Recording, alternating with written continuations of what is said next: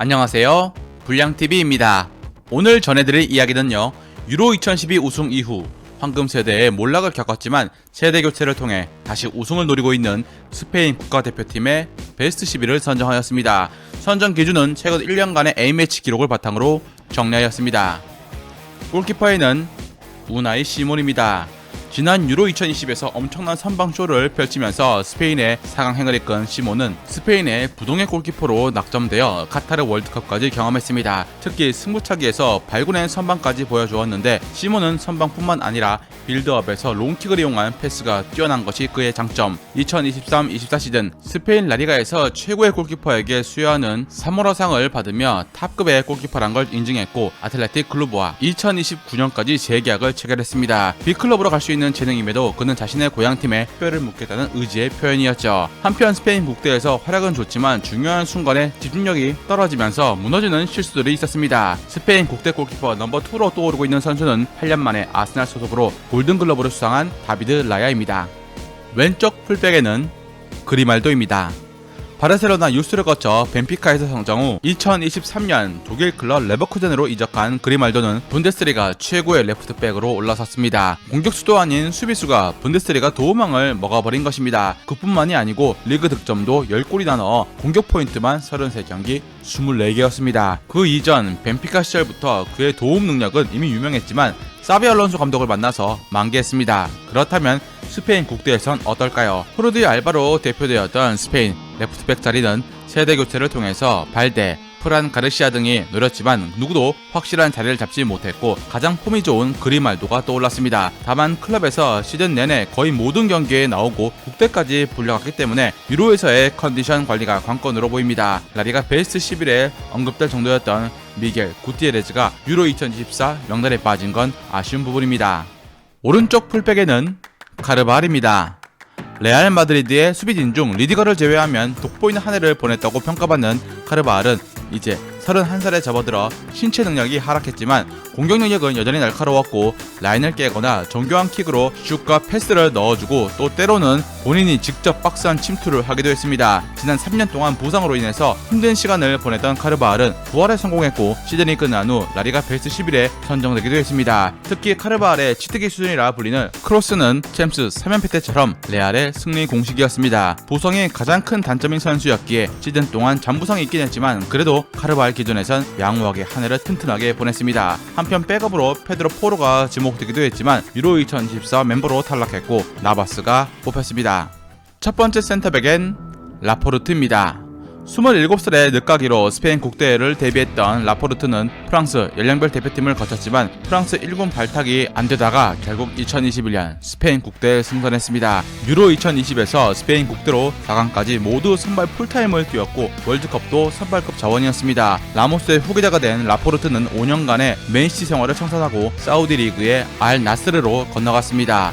중동 리그지만 그래도 실력만큼은 스페인 국대로 뽑힐 정도로 출중합니다. 특히 수비진에서 뿌려주는 패스의 퀄리티가 좋기 때문이죠. 귀한 왼발잡이 센터백이라는 요소도 갖추고 있고 191cm 장신의 큰 피지컬에 활동 범위까지 넓어 스페인 국대에선 필수 수비수로 각광을 받고 있습니다.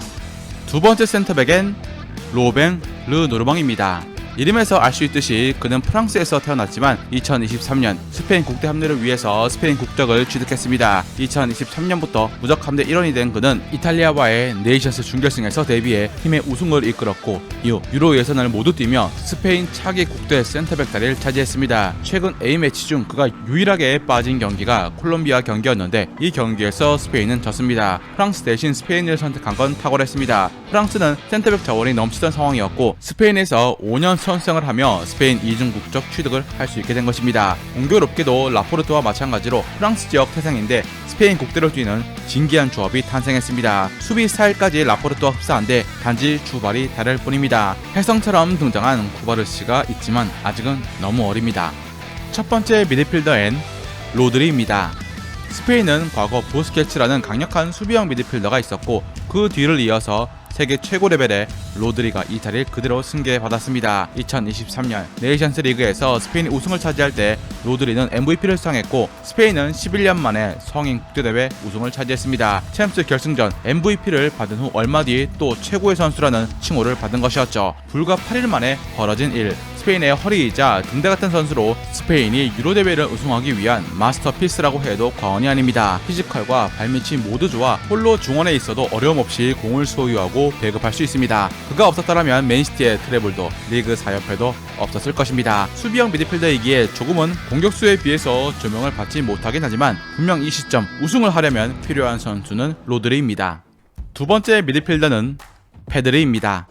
2024년 스페인 국대 선수들의 폼이 상당히 좋습니다. 파비안, 알렉시 가르시아, 바에나 등 많은 선수들이 기량이 좋아 스페인 국대 감독 입장에선 미드딘 조합에 많은 고민에 빠지기도 했습니다. 가비가 부상으로 빠지긴 했어도 탄탄한 라인업을 갖춘 스페인인데 그중 페드리가 부상에서 회복했습니다. 2021년부터 올림픽 국대 클럽을 오가며 강행군을 해온 탓에 페드리는 3년간 9번의 근육 부상을 당하며 시즌을 제대로 소화한 경우가 없었죠. 바르셀로나 중원 에이스답게 그는 타락박과 드리블이 뛰어나며 연계와 전진 패스, 전환 패스를 즐겨해 자기 이니에스타란 애칭까지 붙었습니다. 라리가 마지막 경기인 세비야전에서 복귀 이후 최고의 몸 상태를 보여주면서 유로 대표로 발탁되었습니다. 군더더기 없는 움직임과 간결함 때문에 축구 팬들은 더 이상 페드리가 부상 없이 뛰어주길 바라고 있습니다. 세 번째 미드필더엔 다니 올모입니다. 페드리와 마찬가지로 다니 올모 또한 부상 때문에 리그에선 시즌마다 1000분 남짓 뛰었지만 그럼에도 불구하고 부상 복귀 후 빠르게 폼을 회복하고 있다는 것입니다. 스페인 국대도 마찬가지 무릎 부상 후 복귀하자마자 득점을 해냈고 2024년 브라질전 득점으로 화려한 복귀를 알렸습니다. 이렇게 유리몸 기질이 있지만 폼에 영향을 줄 정도는 아니어서 여러 빅클럽들이 올모 영입을 원하고 있습니다. 뿐만 아니라 왼쪽 측면님과 공격형 미드필더까지 볼 수 있는 장점까지 존재합니다. 탄탄한 기본기에 많이 뛰며 전체적인 플레이 메이킹까지 가능한데 다만 주변 팀 동료 영향을 탑니다. 스페인 공격진에서 가장 번뜩이는 공격 찬스를 만들어내고 실제로 유로 2020에서 가장 돋보이는 스페인 공격수였습니다. 왼쪽 윙어에는 니코 윌리엄스입니다. 스페인 윙어들 중 가장 유니크한 스타일인 니코는 국대 초기 발탁 시기인 2022년에 오른쪽이었지만 라푸엔테 감독 취임 후엔 왼쪽 윙으로 자리를 옮겨서 선발로 뛰었습니다. 오에르사발이 니코가 부상을 당한 틈을 타서 잠시 주전이 되기도 했지만 니코가 부상 복귀 후에 리그에서 공격 지표에서 최상단을 찍어내고 또 국대 또한 다른 여타 스페인 윙어들 사이에서 가장 나았습니다. 2002년생이어서 향후 성장 가능성이 높은 윙어로 꼽히고 있습니다. 좌우 측면을 모두 소화할 수 있는 오른발잡이 윙어로 폭발적인 스피드와 왕성한 활동량이 장점으로 국대 발탁에서 선택할 수밖에 없는 선수입니다. 오른쪽 윙어에는 라민 야말입니다.